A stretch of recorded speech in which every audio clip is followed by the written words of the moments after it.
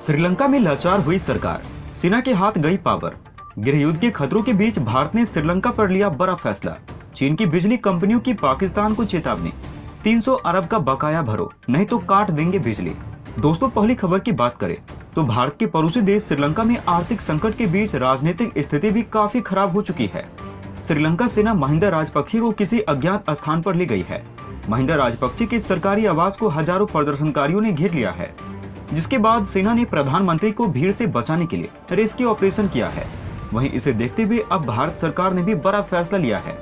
आपको बता दें कि 1948 में मिली आजादी के बाद से श्रीलंका सबसे खराब आर्थिक संकट से जूझ रहा है। श्रीलंका में चल रहे सरकार विरोधी प्रदर्शन के अपने सबसे खूनी दिन देखने के एक दिन बाद भारत ने मंगलवार को कहा कि एक करीबी पड़ोसी के रूप में वो देश की लोकतंत्र, स्थिरता और उसकी आर्थिक रिकवरी का पूरी तरीके से समर्थन करता है। भारतीय विदेश मंत्रालय के प्रवक्ता अरिंदम बागची ने एक बयान में कहा है, हमारी नेबरहुड फर्स्ट पॉलिसी को ध्यान में रखते हुए भारत ने श्रीलंका के लोगों को उनकी मौजूदा कठिनाइयों को दूर करने में मदद करने के लिए इस वर्ष अकेले 3.5 बिलियन अमेरिकी डॉलर से अधिक की सहायता प्रदान की है। इसके अलावा भारत के लोगों ने भोजन, दवा आदि जैसी आवश्यक वस्तुओं की कमी को कम करने के लिए सहायता प्रदान की है। बयान में कहा गया है, भारत हमेशा लोकतांत्रिक प्रतिक्रिया के माध्यम से श्रीलंका के लोगों के सर्वोत्तम हितों के लिए काम करेगा। श्रीलंका के राष्ट्रपति गोटबाया राजपक्षे ने आर्थिक और राजनीतिक संकट को लेकर राष्ट्रीय कर्फ्यू को बढ़ा दिया है। तो दोस्तों, भारत द्वारा श्रीलंका की पूरी तरीके से मदद करने का फैसला आपको कैसा लगा, कमेंट करके जरूर बताइएगा। आपको बता दें कि श्रीलंका एक बड़ी आर्थिक संकट से लड़ रहा है, जो तेजी से घटते विदेशी मुद्रा भंडार से बदतर हो गया है, जिसका अर्थ है कि वो भोजन, ईंधन, दवा और अन्य आवश्यक सामान खरीदने का जोखिम भी नहीं उठा सकता है। श्रीलंका की स्थिति ये है कि लोगों को जंगलों से लकड़ियां काटकर लानी पड़ रही है और तब मिट्टी के चूल्हे पर खाना बनाने के लिए मजबूर होना पड़ रहा है। श्रीलंका को अब तक भारत द्वारा बेल आउट किया गया है, जिससे पेट्रोल और डीजल सहित बुनियादी सामानों में 3 बिलियन से अधिक की मदद की है। इसके साथ ही श्रीलंका सरकार ने विश्व बैंक से 600 मिलियन डॉलर की सहायता भी प्राप्त की है। वहीं दूसरी तरफ चीन और सऊदी अरब के लिए कर्ज पर पलने वाला पाकिस्तान नई मुसीबत में फंस चुका है और पाकिस्तान में काम करने वाले चीनी कंपनियों ने कहा है, अगर पाकिस्तान की सरकार 300 अरब रुपए का भुगतान नहीं करती है तो फिर बिजली कंपनियां बिजली संयंत्र को बंद कर देंगे। इस बाबत चीनी कंपनियों ने बाकायदा सरकार को अल्टीमेटम जारी कर दिया है, जिससे पाकिस्तान सरकार के हाथ पैर फूल गए हैं।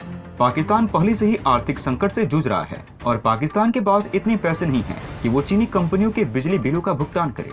चीन की करीब 2 दर्जन बिजली कंपनियां पाकिस्तान में काम कर रही है और ये कंपनियां ही पाकिस्तान के सरकारी से लेकर प्राइवेट स्तर पर बिजली कनेक्शन मुहैया कराती है और पाकिस्तान सरकार ने अभी तक 300 अरब रुपए का भुगतान नहीं किया है।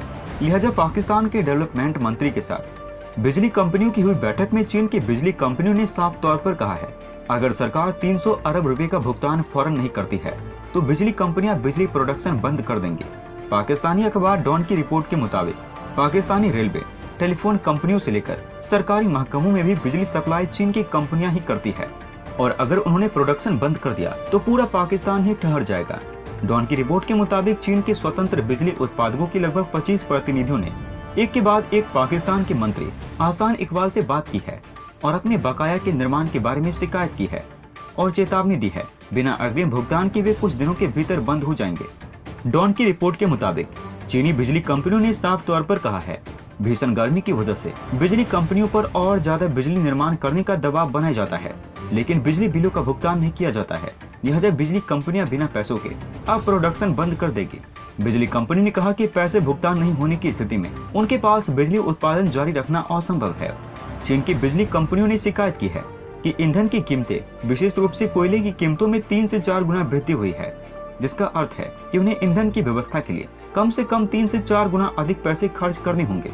वहीं कोयला उत्पादक में से एक ने बताया है कि कोयले में कम स्टॉक के कारण यह आधी क्षमता पर काम कर रहा था, लेकिन उत्पादन बढ़ाने के लिए अधिकारियों के दबाव से कुछ दिनों में ईंधन का स्टॉक पूरी तरीके से समाप्त हो सकता है।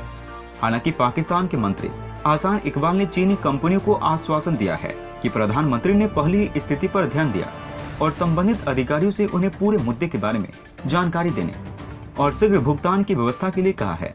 उन्होंने वादा किया है कि चालू माह के भीतर उनकी वित्तीय कठिनाइयों को दूर कर दिया जाएगा, लेकिन एक्सपर्ट का कहना है ये सहवास शरीफ सरकार के लिए काफी मुश्किल होने वाला है। पाकिस्तानी मीडिया रिपोर्ट के मुताबिक अगर सऊदी अरब का लोन समय पर पहुंच जाता है तो बिजली कंपनियों के बकाये का भुगतान कर दिया जाएगा, नहीं तो ऐसा करना काफी मुश्किल होगा। बैठक के दौरान बिजली कंपनियों के अधिकारियों ने कहा, पूर्ववर्ती इमरान खान की सरकार के दौरान बार बार भुगतान को टाला गया, इसलिए काफी ज्यादा पैसा पेंडिंग हो गया है। दोस्तों, रूस और यूक्रेन के बीच अब भी युद्ध जारी है। दोनों ही देश पीछे हटने को तैयार नहीं है। इस युद्ध के बीच रूसी राष्ट्रपति पुतिन का शक्ति प्रदर्शन जारी है। अब रूसी इलाके कालिनग्राड में इस्कंदर मिसाइल का ट्रायल करके पुतिन ने फिर नाटो व पश्चिमी देशों को दूर रहने और यूक्रेन की मदद न करने की चेतावनी दी है। ये ऐसे मिसाइल है जो परमाणु बम हमला करने में सक्षम है। ये अभ्यास बाल्टिक सागर के पास स्थित कालिनग्राड में किया गया है। ये इलाका रूस का सबसे अहम सैन्य ठिकाना कहा जाता है, जिससे नाटो देश भी घबराते हैं। कालिनग्राड रूस का सबसे अहम मिलिट्री बेस है। सैन्य रणनीति के लिहाज से रूस के लिए काफी अहम है।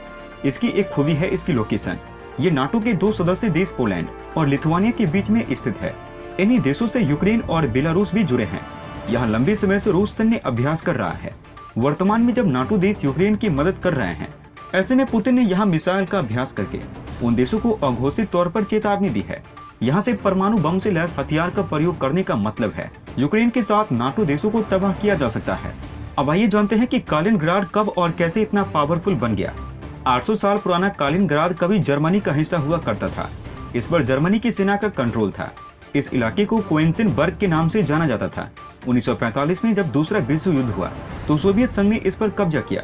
इसे हासिल करने के बाद रूस ने यहाँ रहने वाले जर्मन्स को जगह छोड़ने को कहा।